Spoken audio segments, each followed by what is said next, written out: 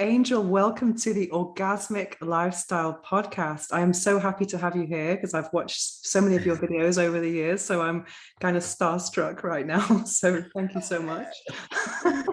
No, thank you for having me on. You're such a great human. I watch your videos on YouTube, and you just have a great energy about yourself that I really appreciate. So thanks for having me on. Well, thank you so much. I'm really interested in this topic. I've always been interested in the topic of gender all my life because I wanted to study women's studies back in the day when I was going to university. And so I really specialized in feminism. So I'm always clicking on topics related to gender because I'm so interested.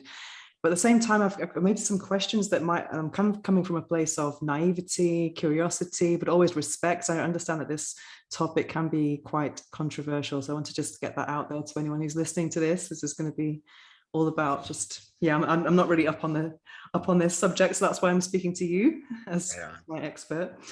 So for those of you who are not aware of your profile, tell me a bit about your identity as a transsexual man.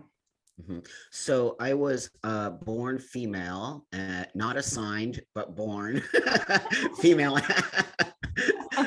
That's how I'm going to get myself in trouble right out the gate. So for me, I was born female 59 years ago. And so, I just never felt like female, whatever that even means now. And I, kind of was raised like a tomboy, what we call in the States, like a little girl who acts like a little boy, right?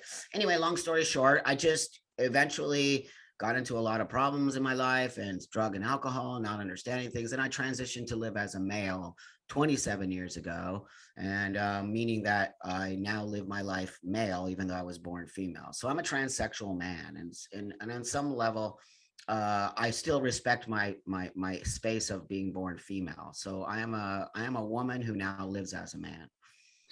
So talking about language, what's the difference between transgender and transsexual? Yes. So for me, again, transgender became a term that started to come into play, like, gosh, maybe even 10, 15 years ago from the word transsexual. But what happened was transgender became an umbrella term to encompass many different types of gender variation, which I think is beautiful and amazing. But they left out the word transsexual in a sense because they felt like transsexual was derogatory, old, it only was specifically for one thing. But so the difference between a transgender and a transsexual is myself, which is somebody who is basically wants to have a quote unquote sex change. So I was born female and I always wanted to live and be a man. So there's no variation there. It's pretty much from one binary to the next, right? So every transsexual is respectful of the space they came from, that binary male or female space, and wants to live as a binary male or female on the flip side of that. Where transgender now encompasses non-binary, gender queer, anyone who wants to in any way, shape, or form play with their gender. And so I don't know, does that make sense? So I think mine's specifically a medicalized space. So I'm a medicalized trans person who got surgery. I removed my breasts. I still have my vagina, and I walk the world as a man. Okay, I've seen in your Twitter that you have so many different profiles. You've got a Renaissance man, a sex toy designer, charismatic trans activist, and tireless entrepreneur, human rights activist, speaker, and innovator. So how is that going? You're doing a lot of things. Yeah, I do a lot of things, because I came from the pornography world. 20 years ago, I created the genre of trans male pornography. And so because, being in the sex business, it's a very difficult space to be in when you want to get out into the mainstream areas, right, of the world. And I think my story is so different than a lot of people. I'm one of the oldest trans people out there now. So because of my sex work, it hinders me to go to speak to sort of corporations or spaces. So I sort of reinvented myself as a speaker and a human rights activist, and somebody who really has a story that not a lot of people have. And it enables me to be able to connect to people who don't understand what trans means or doesn't understand how sex is so wide and varying, right? And a person like me, how did I get to have sex when I'm a man who has a vagina? So now my sort of my tagline and who I am, I really consider myself just a guy who wants to educate the world on sexuality, on, oh gosh, there's somebody alarm going off. Can you hear that? No, I can't, but that's okay. Okay, good. Yeah. So basically, I'm now a guy who travels the world talking about, being a man who was born a woman and how I deal with that in my life and my sex and my sexuality and all those things. So I guess when you transitioned, did you have any role models? That's a question that I just got asked recently. And so I thought to myself, did I have role models? My father was a huge role model in my life, even though me and him did not get along. His masculinity was so powerful for me, and his confidence and all the things as a little girl, I was not confident. Even as a girl and as a woman, I wasn't confident.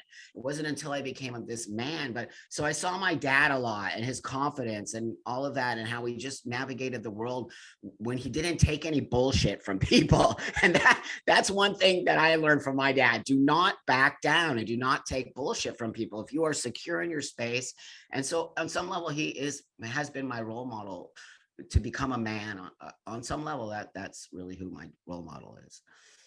Fantastic. So speaking of, you just spoke about vaginas there. Is it true that most trans people do not do bottom surgery? Is that true? So some people do not do bottom surgery and some people do. Now, for me, I didn't get bottom surgery, for the people out there who don't understand, is when you change your genitals to match the gender you want to be. So for me, I was born woman and I have a vagina. And for me to be fully male to some people would mean I would have to get a penis surgery. So I opted out of that. And I opted out of it because I transitioned such a long time ago that the surgery to me was not good enough, right? For me, it has nothing to do with anybody else. I wanted a working penis, but that penis doesn't necessarily work if that makes sense. So, I chose to keep my vagina, but many guys like me choose to have the penis surgery. Or flip side, trans women. Oh yeah, sure. It's becoming much more, I think it's becoming much more popular now, where a lot of younger trans men are starting to get the penis surgery. And have the procedures changed over the years? Oh yeah, they've gotten much better. Now, I will also say that I work with a couple guys that I still see a lot of problems with the bottom surgery, but I don't think it's my place to comment so much on that because I haven't done it. The only experience I have on it is dealing with other guys who have had complications with it. So, it's just what you need in order to, like, some guys don't even get their breasts removed. It's really a very personal space. And that's why what you see today going on, like we watch me on Twitter, all those things, it's put us in a space that we're like monolithic. We're not. We're all individuals, just like all women are individuals, all men are individuals. Trans people are not all the same. Some of us do things that some others. So this idea that trans is this very monolithic space where we all is really actually deceiving to the world and deceiving to us as trans people. We need to have, and they're always screaming diversity, yet, my voice is too radical a lot for what's happening in that community. So to me, there's not a lot of diversity voices in it. It's just become this space where you sort of have to follow these guidelines or you're not trans. So going back to vaginas, I read that you have actually started to accept your vagina, and I saw this clip that you talking about your appearance on the Tyra Banks show. I didn't actually see the clip, but you mentioned about something about vaginas, and she said something like that she didn't like her vagina or something. I thought that was really interesting because it took me back, because I had a time in my life where I was just going to lesbian bars all the time, and the key question when you met someone there is, are you lesbian or bi? That was like the questions, and if you're bi, it's bye-bye, Anyway, there's this girl that we met one night, and we asked her, are you lesbian or bi? And she says, I'm straight, and I don't even like my vagina. I couldn't imagine touching someone else's. And I think lots of people have internalized this thing that vaginas are disgusting. So we're taught this at, from puberty, that people make fish jokes at school, sanitary towels with blue liquid. And I think it's very difficult for anyone, even if you're not transsexual, transgender, to actually accept your genitalia. And lots of women, my job, I'm trying to like promote cunnilingus because people just don't let go and enjoy it, So how's your journey been with embracing your... Yeah. your vagina? Great question. Difficult because of all that, right? So we Mhm. get inundated with anti-vagina messages from day one when we're born as women, or Have you however. noticed that? Have you ever seen in the supermarket penis cleaner? Hey, that's a good idea. I'm actually gonna make that. But we get this No, in the no, supermarket as intimate wash and all this I stuff. know. I know. Well, soon they'll be changing that to uterus havers wash or something. Something insane like that. I mean, wow. Oh my God, we could have such a conversation. But that being said, it was difficult because we're just taught that vagina is what everything you just said: smelly, ugly, sexy, whatever else we're taught. So I already had that in my brain, right? And so already I lived as a gay woman before I transitioned, because that was really the only space I could find that, celebrated me as a butch woman. Um, and even then I couldn't even deal with my vagina, right? I didn't really have sex that was exposing my body. I a lot of times would wear my clothes, that old school place where butch women a lot of times go because we're so embarrassed of our bodies on some level. So eventually, as I transitioned to a man, that was the question. That's the biggest question. Are you going to get the penis, right? Or are you going to get the vagina? That's the question that people always ask us. And so, the focus on my genitals was really intense, and doing the research back in the day when we really didn't have the internet. When I transitioned, there was no internet. And I know that's pretty shocking if you think about it. I didn't get to Google anything. I didn't even get to find doctors on the internet. None of it. I had to do it all sort of like old school way. And so I just realized through my transition that if I don't start to sort of try to accept my body, because it was not going to happen. I was not going to get the penis surgery. It just wasn't what I wanted. I'm kind of a perfectionist on some level. And so I chose to keep it. And then I, started masturbating. And that's really, I always say it, the key to me really learning to love myself is masturbation. And that's when I had an orgasm. And that's when I was like, what? This is insanely awesome. I'm not getting rid of my vagina. I love this thing, man. So it was like a huge awakening for me to embrace the thing that I cannot change. It's like the Serenity Prayer says that, if you can't get rid of it, you have to learn how to deal with it on some level. Great. So talking about vaginas as well, I mean, you've spoken about some health issues that are related to transition. I mean, are other parts of the transition, have they changed the protocols over the years in terms of, so I remember reading years ago, maybe from the UK, that if you wanted to change, have a sex change, as it was called, you had to kind of live as the opposite gender for a year before they gave you any hormones, and it was a kind of a much slower process, whereas now you can just decide, and that's it. I mean, yep. You see me shake my head like an old man. Sometimes I feel like an old man. I'm like, these kids, man, they're gonna get themselves into, and here's the deal. You can let kids do stuff and fail. It's very important that you do that. Like, I have a kid, so I know you let the kid fail, because when the kid fails, he learns from that situation. But what's happening now in the trans space, you can't let people fail, because if you fail, there's a lot of psychological damage that's done with that failure. So what I see so what happened when I did was exactly what you just said. I had to go through a system when I transitioned. I'm the first trans guy here in Los Angeles to transition with doctors who had never even worked with trans men. So I was in a very vulnerable space of being a guinea pig, an experiment. Even my doctor called me that. It's like, I've never done this before. I don't even know what I'm doing. Can you imagine? wow, I mean, that's actually, oh my God. I was like, well, that was a mantra that I had. I always said, if it doesn't work out, I'll kill myself. That was always my mantra. I don't even like to say that anymore, because we're putting this suicide thing up on this top shelf for the kids to see, that if you don't give me the medicine, I'm going to kill myself. You can give kids words. You can give kids ways to communicate. And I find that we're giving a lot of this negative space, but I did feel very suicidal, and trans people do feel suicidal. But that being said, I went through a system. I had to go to therapy for a year. I had to live as Buck. I could not exactly what you said. I had to do that before I could even take hormones. They washed me in my therapy space. So I was really handled very, very softly, as like a little baby being born, right? And so that's the reason why I really think my transition is so powerful. And I've never looked back. I've never thought I made the wrong decision. I've never had any of the things I'm seeing today, right? We're seeing what we call detransitioning. And I'm very concerned about that, because can you imagine if I decided I wasn't okay with myself right now? Look at me. Do you think the transition is coming from this kind of being able to decide so quickly? Do you believe that? That's right.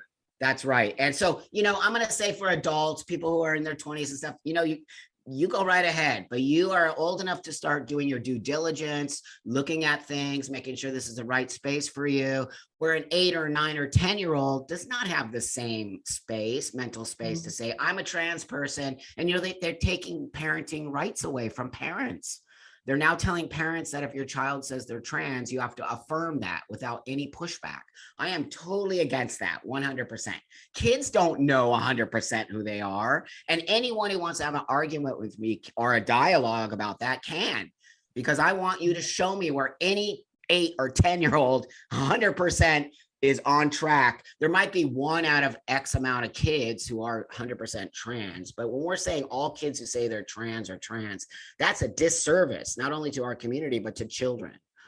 So then did you start having testosterone, or how do you take testosterone? So then I had a doctor who's called an endocrinologist, and I found him in a book because we didn't have the internet. I found this book at the bookstore, and I called him up, and he said, kiddo, I've never worked with a woman becoming a man. I've only ever worked with men becoming women. I have no idea what I'm doing. You're more than welcome to come in, bring a note from your therapist, because we had to do that, which today they call gatekeeping, but I call it safekeeping. And then I had to bring the note in that said, my therapist said, yeah, Buck is fully a dude and needs to go with this. And then my doctor said to me, you're going to be my guinea pig. I don't know what I'm doing. And that's really the beginning of what you see here. I did not have a choice. I had to do it.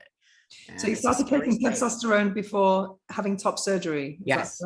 Yes. So he jabbed me with a tiny little bit. Again, he experimented with me. Over time, he added a little bit, and he watched me for 6 months. He watched me, and then he gave me a lesson in how to inject the testosterone myself. So now 27 years later, I inject the testosterone myself. And, and after a year and a half or 2 years on testosterone, I found a top surgeon which we call a top surgeon, who removed my breast. Same thing he said to me, I've never done this before. I brought a surgery from Belgium. We can try it out on you. I was an experiment 100%.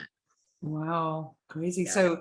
So I saw an interview where you said you didn't like having the injection. Is it weekly? Well, yeah, I have to do it weekly. It's not that I dislike it. It's, after 27 years, you just kind of do it, right? But I wish I didn't have to do it, because it's still a reminder on some level, right? It's just a reminder, just like people who have diabetes or somebody who has to continue, putting needles or insulin. You just a reminder of this space that you're in. It's always like I'm always having to, for the rest of my life, I have to inject testosterone. Does it always have to be an injection, or is there another way is there no pills? It's actually... Well, now for the newer generations, they're very lucky. They have things that they can implant. So they can implant a little thing that will time release the testosterone. And so they're coming up with other ways to sort of have to do this. It's hard to inject yourself. You have to really learn how to do it. It's a difficult space.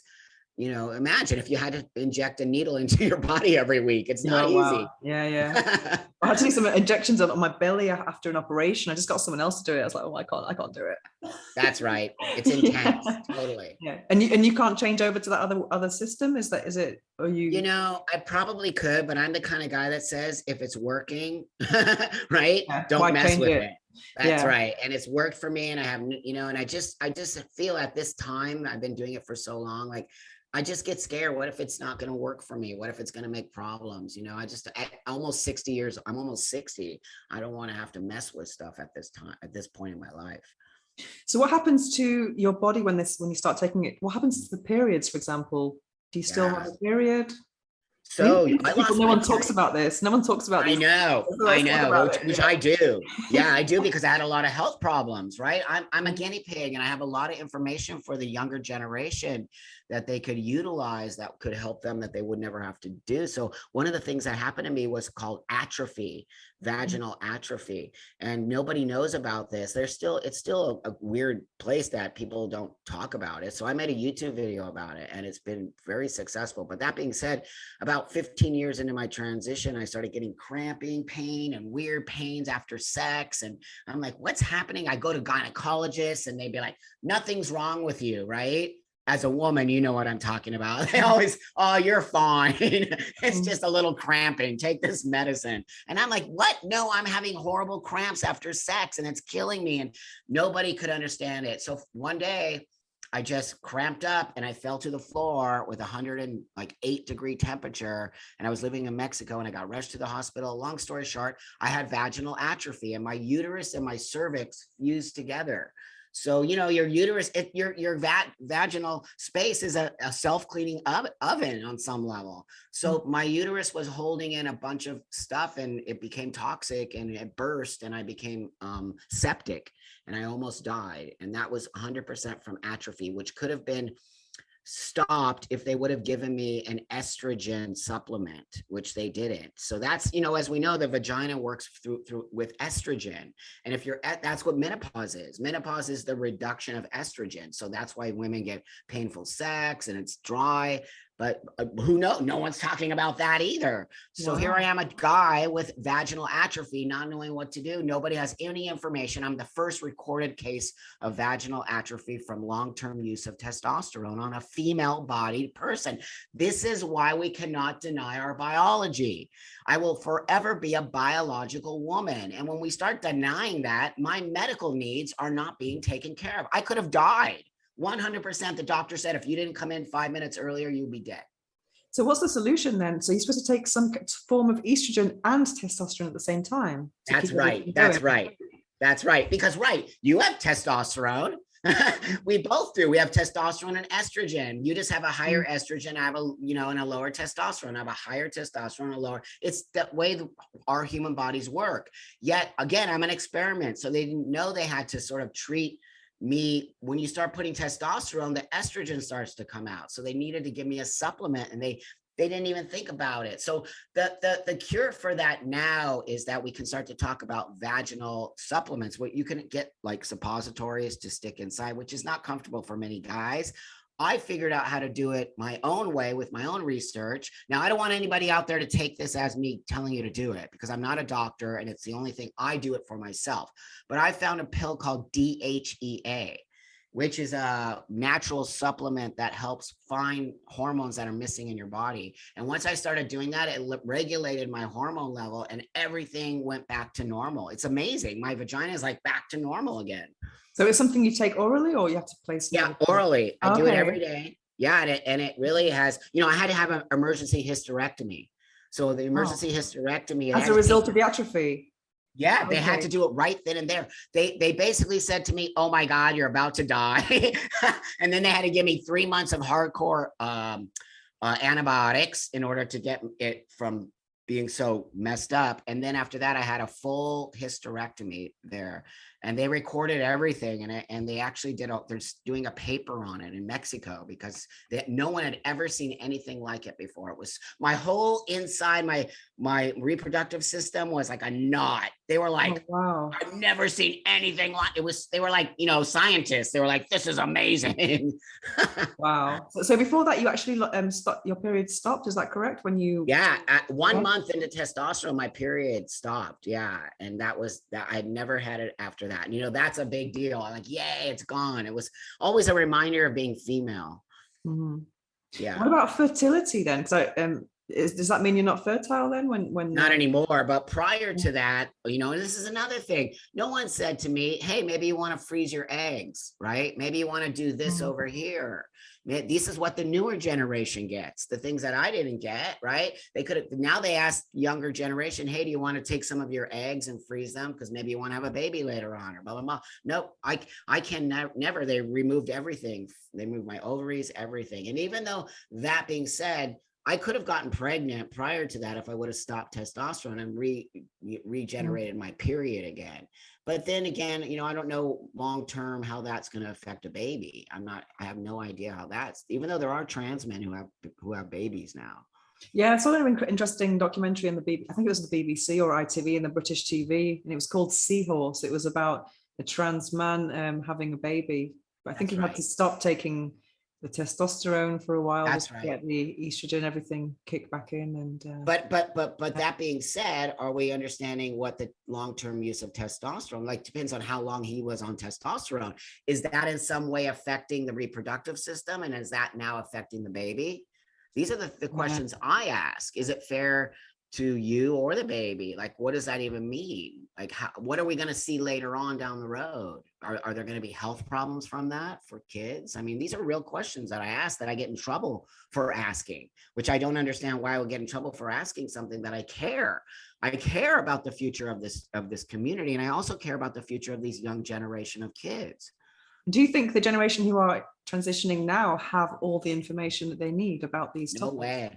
No way. And that's saying something from a 27-year plus transitioned person. There is no way we have the information that should be out there. And I've been screaming about my vaginal atrophy forever. And I ask all the kids, hey, did the doctor say that this could actually cause vaginal atrophy? And I would say more than half, probably 80% of the kids are telling me, no, the doctor never said that to me. So how are you see what I'm about to say here? You need to make an informed choice. Is this the right thing for you? Oh, absolutely. It's such a life-changing process. Life-changing. How can you make an informed choice when the doctor is not even giving you all the correct information, right?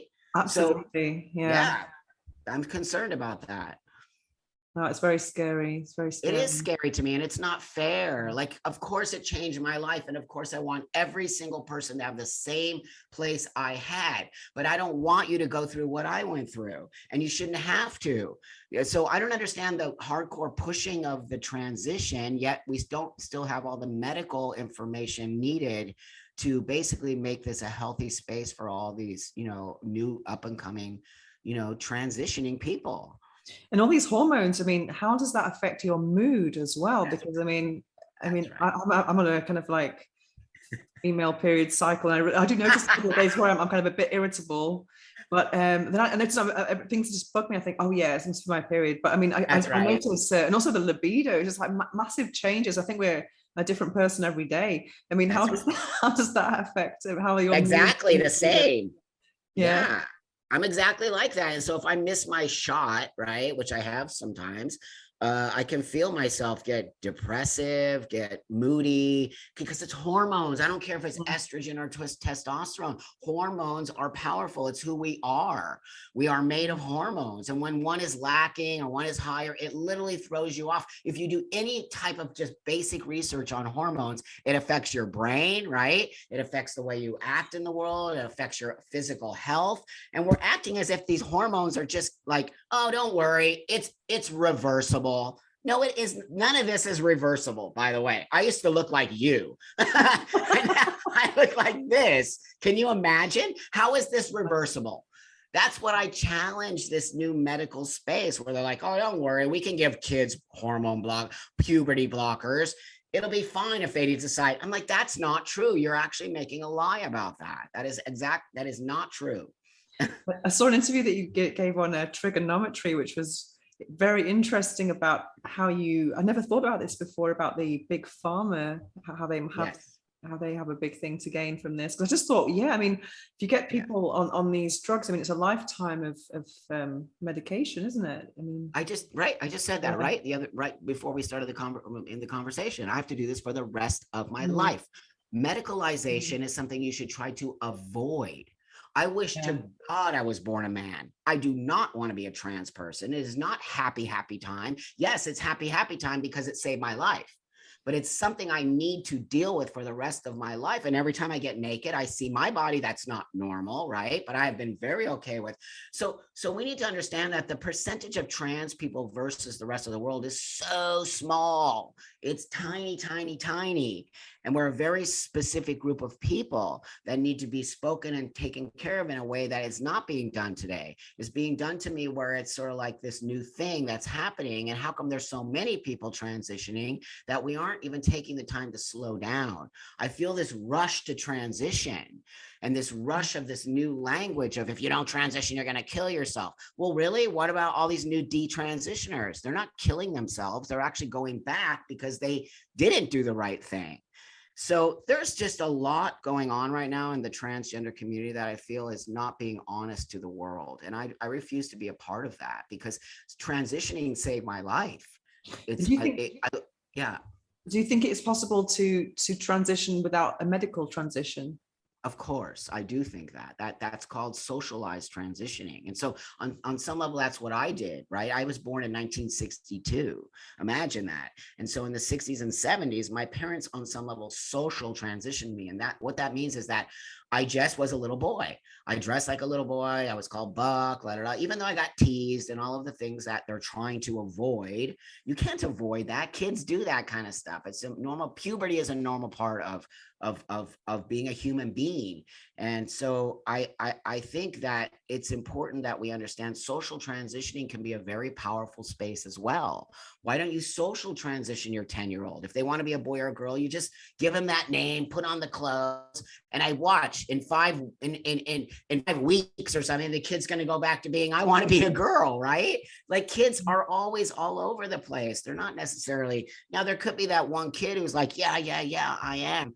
But I don't believe all these kids immediately know who they are at this age. And I think a lot of kids are playing with gender. I think a lot of kids are playing with things that might not necessarily come to fruition later on in life at 20 or 30, right?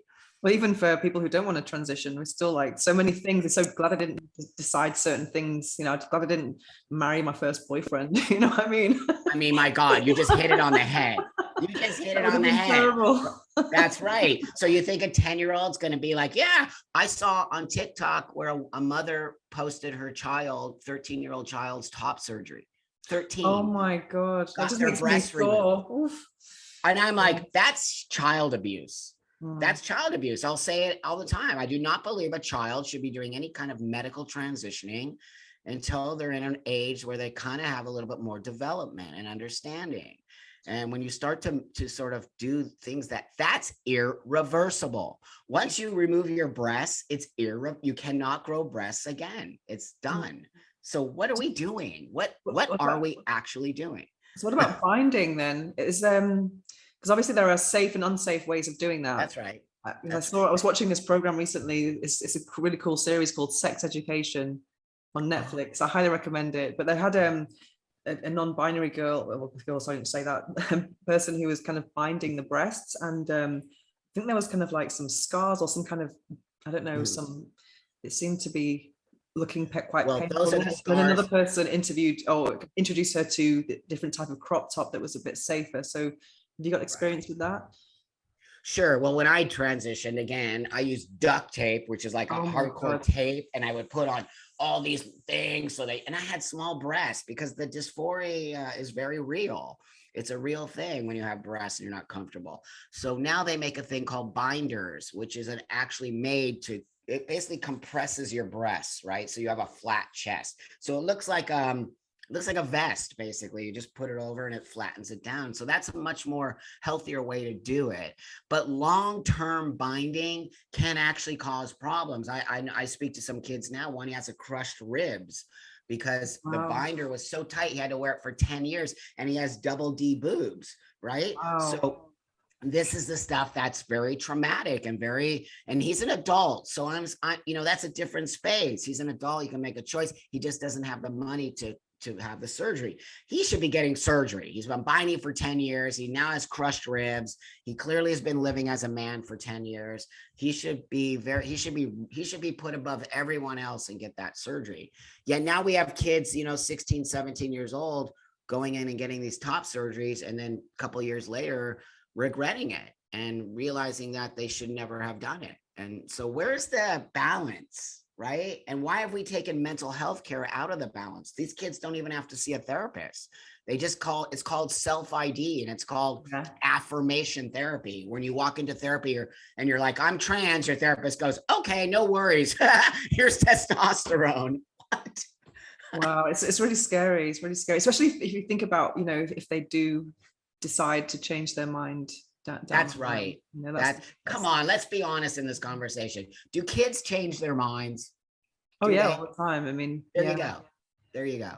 I mean, it's not a weird thing. And for when you start pushing parents, because now you're guilting out parents, as a parent, I would be mortified if they told me your kid is trans, and if you don't do this right now, they're going to kill themselves. What space is that to put a parent in? That is a horrible, mean, ugly space.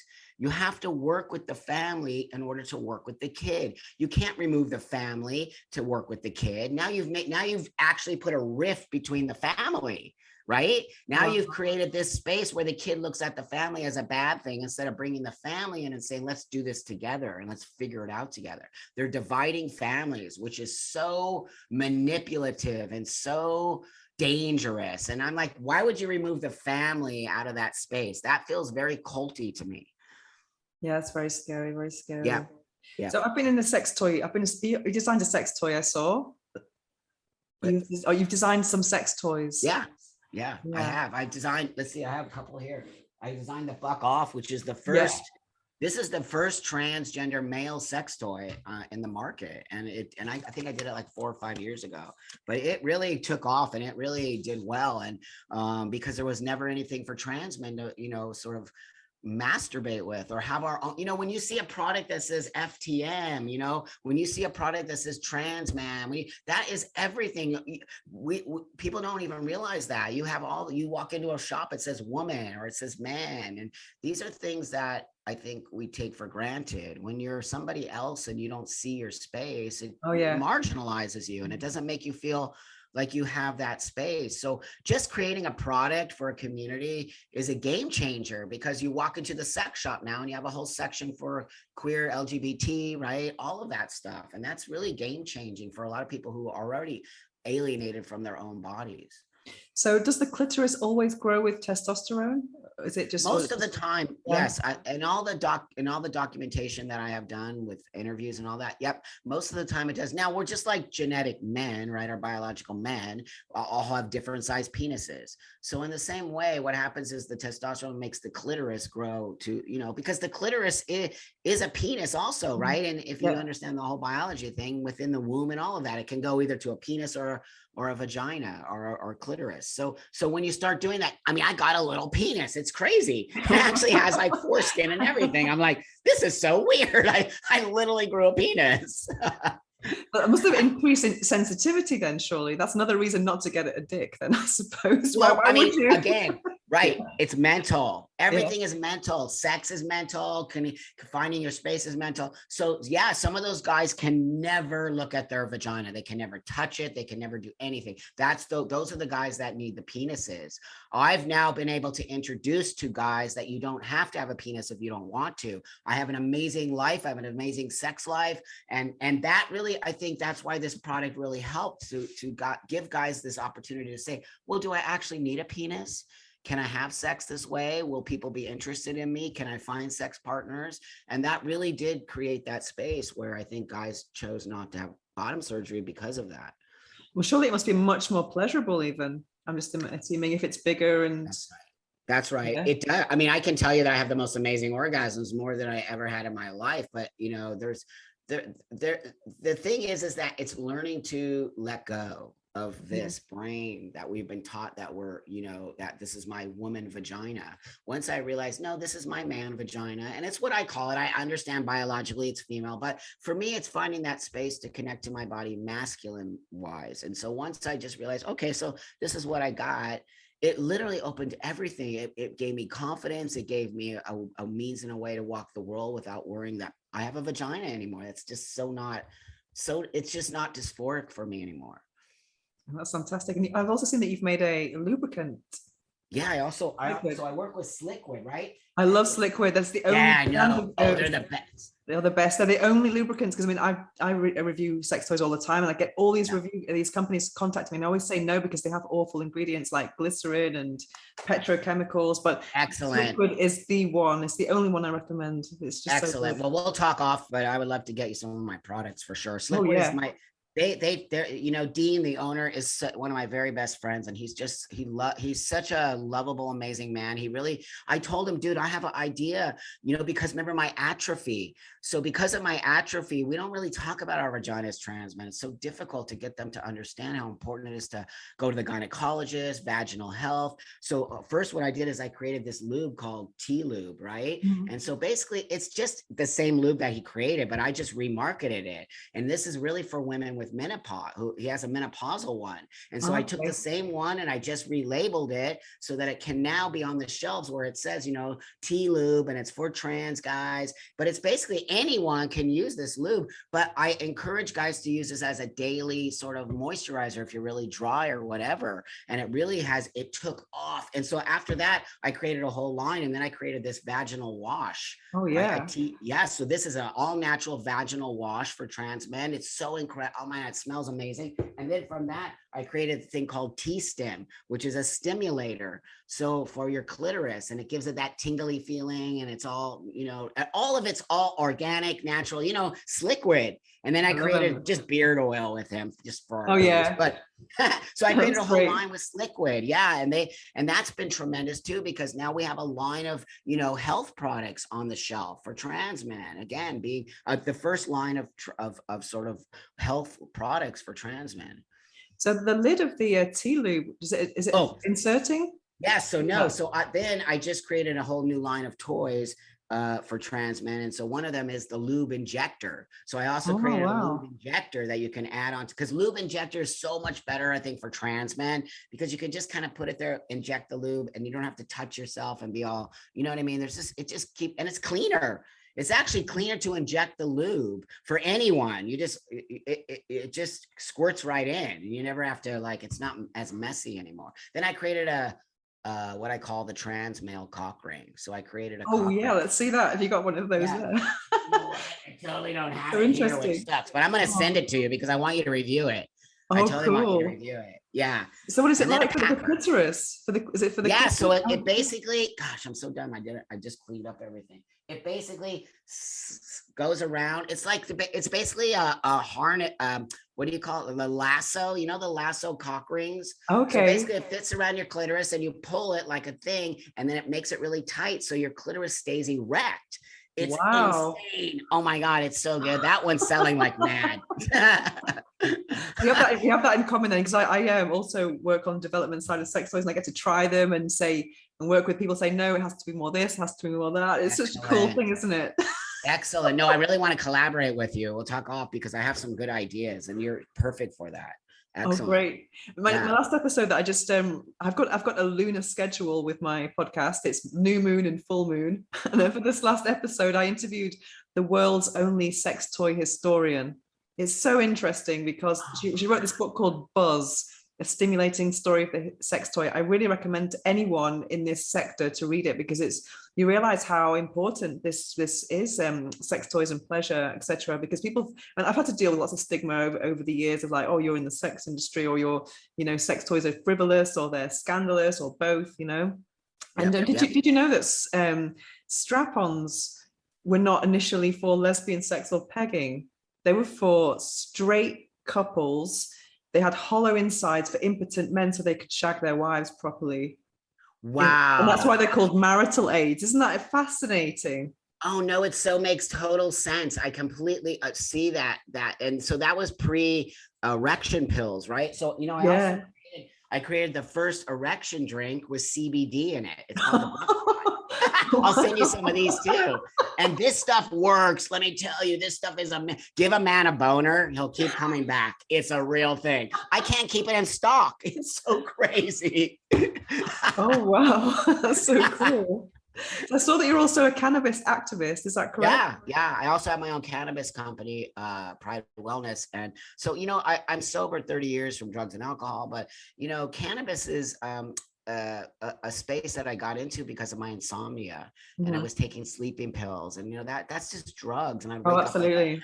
Mm. yeah, I wake up like that. I'm like, ew, I hate it. So I just started using cannabis, and it changed my life. And I realized, wow, what a beautiful plant medicine. And then, even getting into psychedelics now and understanding the space that all these things are going to, that could actually create a better space for people mentally as well as physically. And so really, I did get into this new plant medicine space, which has been really powerful for me to sort of, I'm kind of tired of being just lumped into this trans space. Also, with Oh this yeah. new kind of space where it's going, it's just not who I am.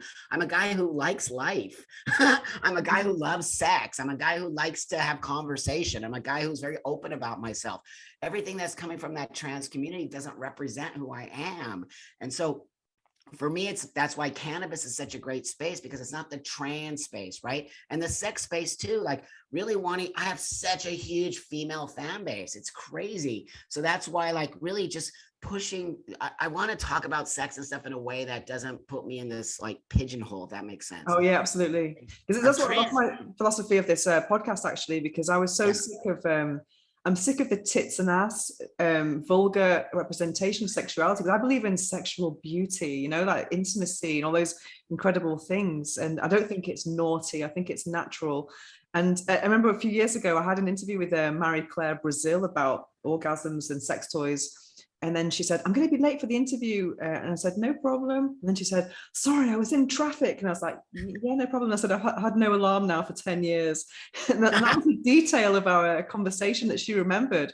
And I realized that having a no alarm life for 12 years now is got to be something to talk about. And also I'm a minimalist, I'm vegan, I eat everything organic. Wow.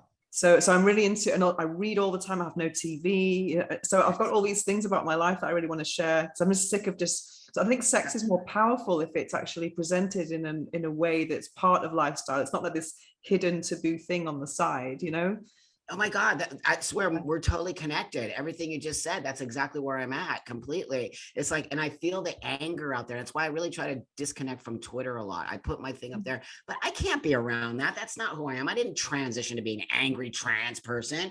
And I've never, I've been in the business, the sex business for 20 plus years, and people, I have a lot of really big support in the sex world. People really like me, and, they see what I'm doing. And so when I go back over to that space, I'm like, ew, what's wrong with everybody? Why is everybody so angry and reacting instead of having a conversation where we try to figure out what we need to educate the world on trans people? We don't need to make people angry at us. And I feel like this new voice in the trans community is making everybody angry at us, right? Making people use language that doesn't resonate with them. That in itself is not okay. I'm not going to call you something that you're not comfortable with, and I'm not going to force you to put your pronouns down there, and I'm not going to tell you that you're not a woman because that hurts somebody else's feelings. I mean, since when are we so sensitive to one tiny little group of people where the rest of the why is the word woman controversial and the word men isn't? That's right. Great. You said it. You just said it, my friend. I wonder. This is a naive question. I just wonder myself, like, why is it? Yeah. That is that particular part of the trans community that is pushing against women, saying trans women are women. Trans women are not women. Trans women are trans women. Stop it, and stop overriding women's voices. I am a born woman.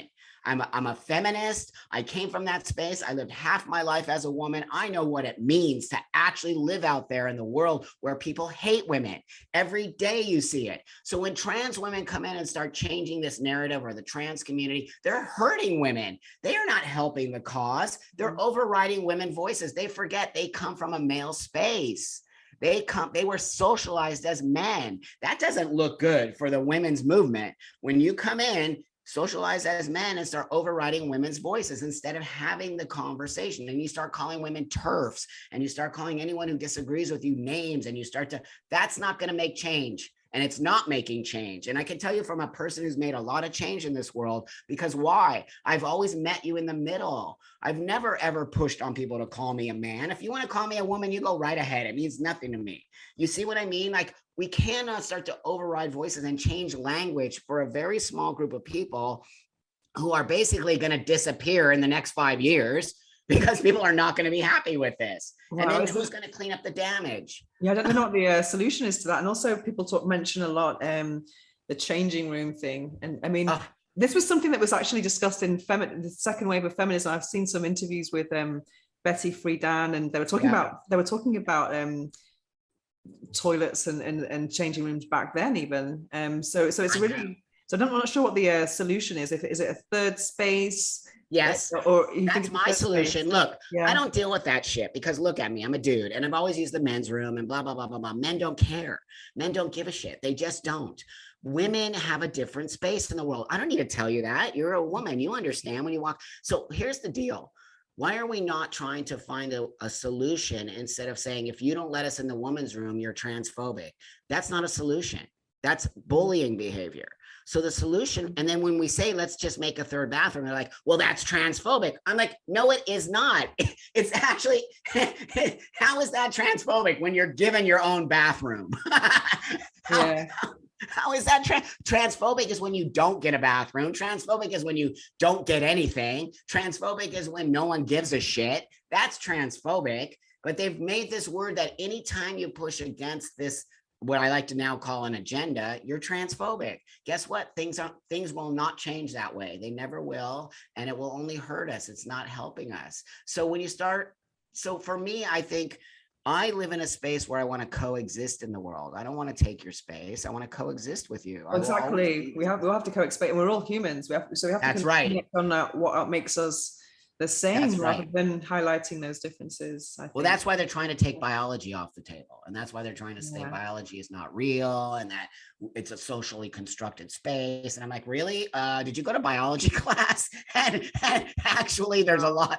Biology is the world. The world lives in the biology space.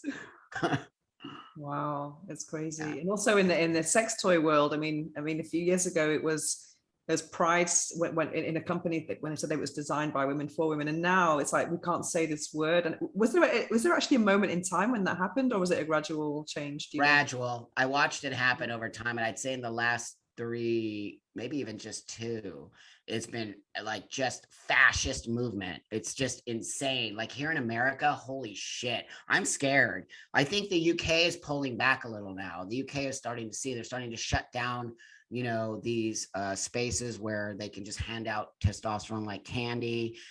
They're starting to shut down the spaces that are giving children puberty blockers. They're starting to realize that. But here I see a momentum happening. And, there has to be a way that we can talk about this where we're not always I get called transphobic.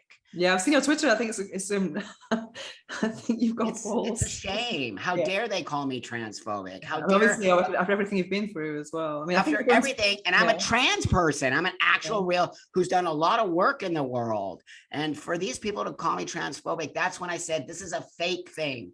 Something's happening here. And to talk about what you said earlier, which is money. Money makes the world go round. Money always follow the money. They say that, follow the money.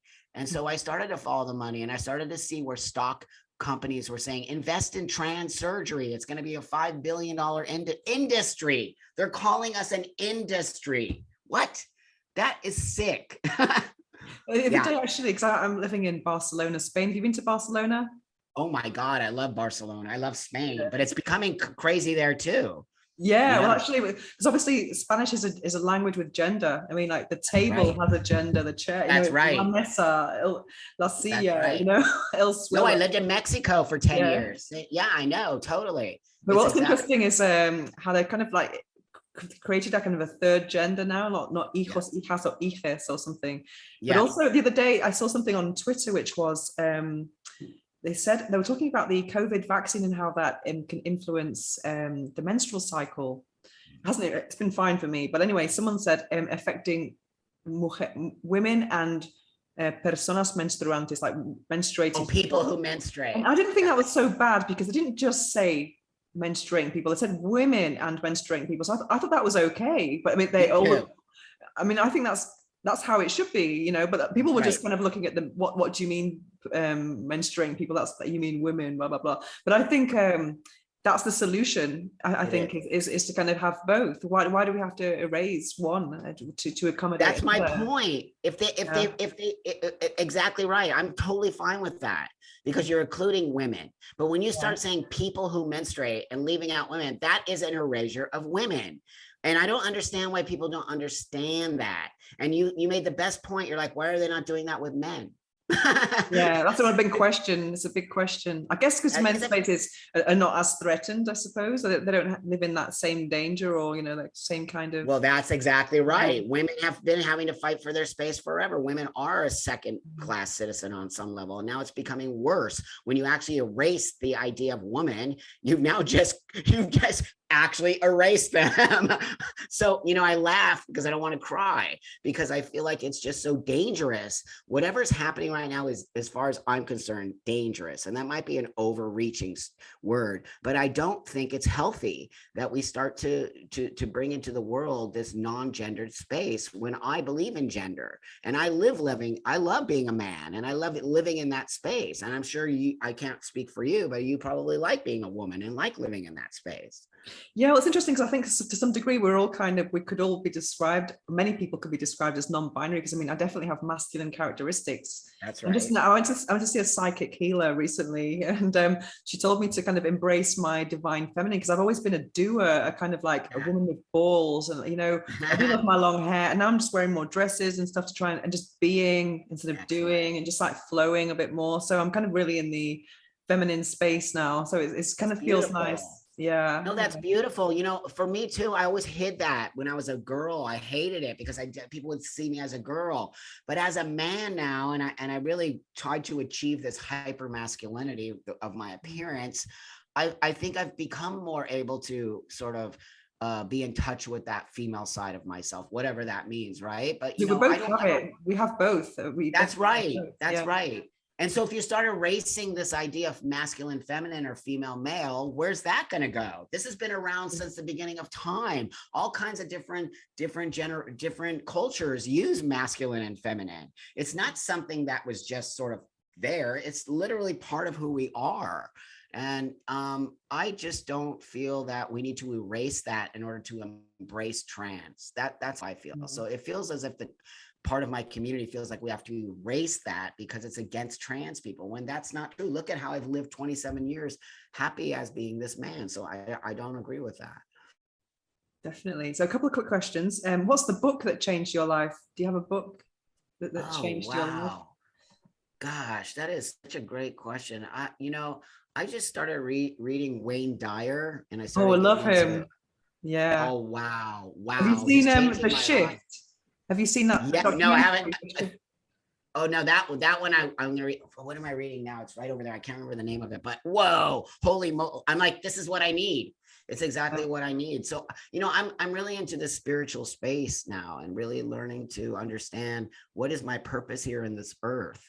Because I don't want to be an angry trans guy.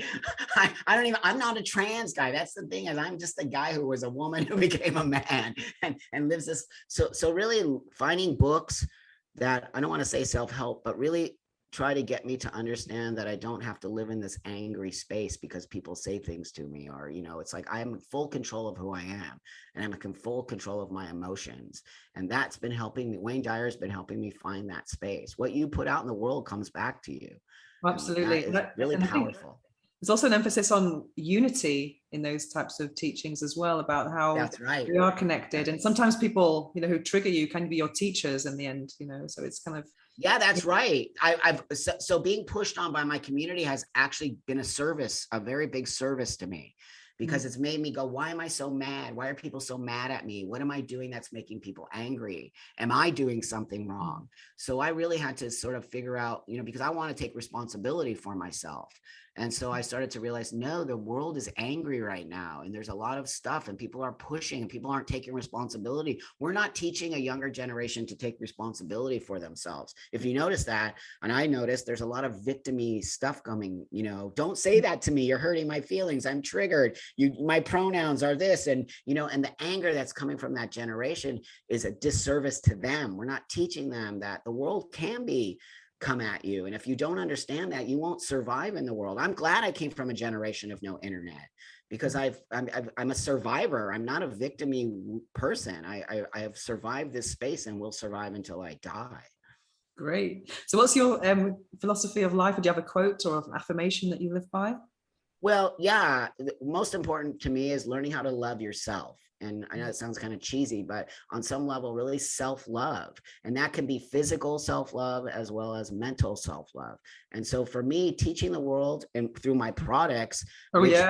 Yeah, that's it. It's there, absolutely. Self-love, masturbation, self-love is everything, especially for people who are which I think it doesn't matter if you're trans or not. All of us have issues with our bodies, and all of us have issues with learning to love ourselves, especially I think women. Like, I wasn't taught to masturbate. I wasn't taught that men are given the gift of, hey dude, jack off. It's totally cool.